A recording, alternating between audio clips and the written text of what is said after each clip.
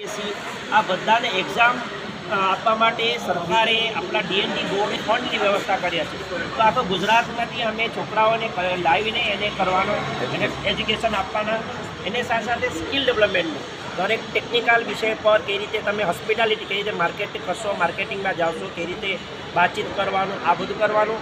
એના સિવાય પણ જે આ સમુદાયના લોકો જો વ્યાજખોર સામે ફસાયા છે, અમે આપણા બોર્ડ તરફથી એ લોકોને એસએચજી બનાવેલા છે. એસએચજીને પૈસા આપવાના, એ લોકોને રિલેશન કઈ રીતે વધારવાનું, કઈ રીતે માર્કેટિંગ કરવાનું, એ બધું વિષય પર ટ્રેનિંગ આપવાના. તો એને સાથે સાથે જે લીગલ ફોર્મમાં છે, અને અત્યારે આપ જોઈ શકો કે આણંદમાં બીજા 2-4 જગ્યા 70 વર્ષના વસ્તી તોડી નાખ્યા.